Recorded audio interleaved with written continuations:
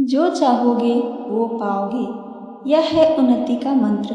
आइए आगे सुनते हैं। इच्छाएं अनंत हैं, सारी पूरी हो जरूरत, लेकिन सारी अधूरी रह जाएं, ऐसा भी नहीं। अधूरे और पूरे के बीच एक फर्क होता है। आपका फर्क एक बड़ी प्रेरक कथा है। इसे अंत तक सुने। यदि पसंद आए तो अन्य को शेयर भी करें और चैनल को लाइक सब्सक्राइब जरूर करें। अब आइए सुनते हैं।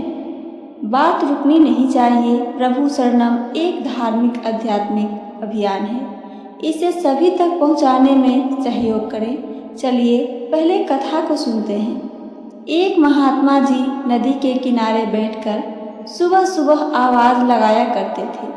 जो चाहोगे वह पाओगे, यह उनका प्रतिदिन का कार्य था। नदी पर स्नान करने के लिए आने वाले लोगों को लगता कि वृद्ध होने के कारण शायद महात्मा जी पागल हो गए हैं, इसलिए बोलते रहते हैं। सभी उनकी बात का खूब मजाक उड़ाते।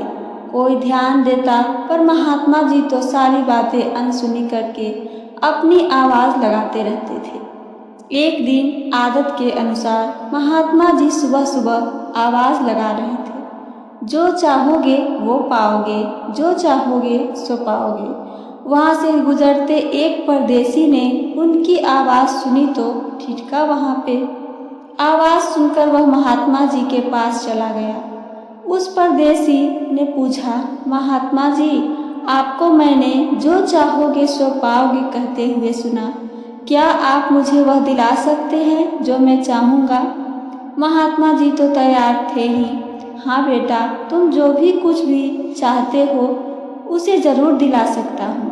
यही तो मैं रोज कहता हूँ, तुम्हें जो चाहिए सब प्राप्त करा दूंगा, बस मेरी एक शर्त है। युवक ने कहा, महात्मा जी, अगर आपकी किसी शर्त मानने से मेरी मनोकामनाएं पूर्ण होती है तो मैं आपकी हर शर्त मानने को तैयार हूँ।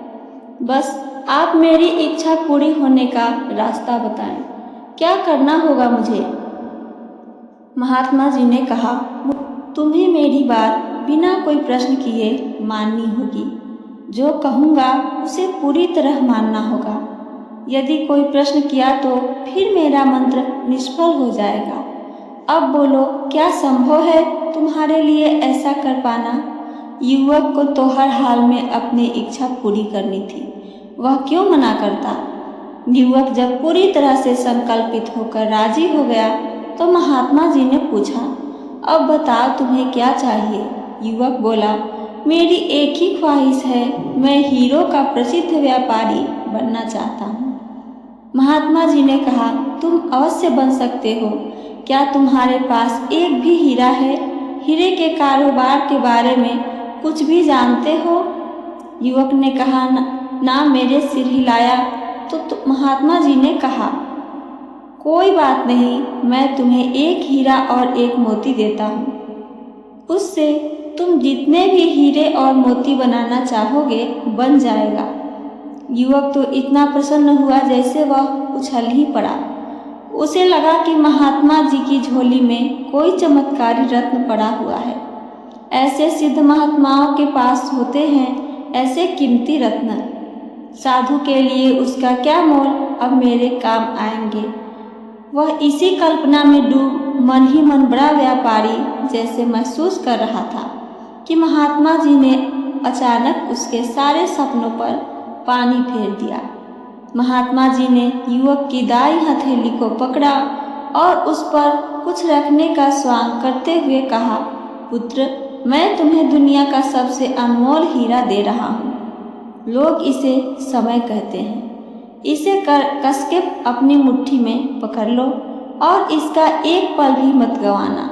यदि तुमने इसे नहीं गंवाया तो तुम इससे जितने चाहो उतने हीरे बना सकते हो। युवक कभी कुछ सोच ही रहा था कि महात्मा जी ने उसकी दूसरी हथेली में कुछ रखते हुए कहा, यह दुनिया का सबसे कीमती मोती है, लोग इसे धैर्य कहते हैं। जब कभी तुम्हारे हीरे यानी समय के बढ़िया इस्तेमाल के बाद भी परिणाम ना मिले तो इसकी कीमती मोती को धारण कर लेना। याद रखना, जिसके पास यह मोती होती है वह दुनिया में कुछ भी प्राप्त कर सकता है। युवक मन ही मन बुरी तरह झुंझला गया। उसको पहले तो महात्मा के आचरण पर क्रोध आया, लेकिन उसने गंभीरता से सोचा तो उसकी बातें उसे सही लगी। उसने महात्मा जी को वचन दिया कि अब से वह अपना समय बर्बाद नहीं करेगा और हमेशा धैर्य से काम लेगा। वह विदा लेने के लिए उठा। महात्मा जी ने कहा, मैं तुम्हें 4 वर्ष का समय देता हूँ। 4 साल बाद आकर मुझे बताना कि मेरे दिए हीरे मोती से तुमने क्या कमाया। जो युवक कुछ पलों पूर्व झुंझला रहा था, अब उसमें आत्मविश्वास झलक रहा था। उसे लगा कि फकीर महात्मा को उस पर इतना विश्वास है, फिर उसे स्वयं पर क्यों नहीं हो रहा है। उसने महात्मा जी के चरण छूकर आशीर्वाद लिए और हीरो का व्यापारी बनने के लिए निश्चय के साथ वहां से चल पड़ा। शहर गया और उसने हीरे के व्यापारी के यहाँ काम करना शुरू किया। अपनी मेहनत और ईमानदारी के बल पर व्यापार की बारीकियां सीखने लगा। 4 साल के अंत तक वह सिर्फ कारीगर नहीं रह गया, बल्कि छोटे मोटे सौदे करने लगा। उसे महात्मा जी के दिए हीरे मोती का परिणाम मिलते नजर आ गया। वह मेहनत से काम करता हुआ व्यापार के गुर सीख गया और अब धीरे धीरे उसकी पहचान भी आगे बढ़ने लगी। 4 साल बीतने पर वादे के अनुसार वह महात्मा जी से मिलने के लिए आया। वह अपने स्थान पर नहीं थे। उसने अब उनके शिष्यों से पूछा तो पता चला कि महात्मा जी का देहांत हो चुका है। शिष्यों ने बताया कि महात्मा जी ने मरते मरते तुम्हारे लिए घड़े में कोई संपत्ति छोड़ रखी है, वह लेकर जाओ। उसने वह घड़ा खोला। घड़े में कागज के एक टुकड़े पर लिखा था, तुम कारोबार सीख चुके हो, धन की कमी नहीं है। अब एक चीज तुम्हारे पास से लुप्त होने वाली है, संतोष। इसलिए मैं तुम्हें तीसरा रत्न संतोष देता हूँ। इसे अपने साथ गांठ बांध कर रख लो, बहुत बड़े व्यापारी बनोगे। महात्मा जी के 3 रत्नों की सहायता से वह युवक एक दिन खुद भी हीरे का बहुत बड़ा व्यापारी बन गया। तो ये थी मेरी आज की कथा और इससे जुड़ी हुई शिक्षा। मेरी कथा आप सबको पसंद आई हो तो चैनल को सब्सक्राइब करके बेल आइकन को दबाना ना भूलें। साथ साथ अपना लाइक और एक प्यारा सा कमेंट जरूर करें। सुनने के लिए धन्यवाद दोस्तों। जय श्री राम।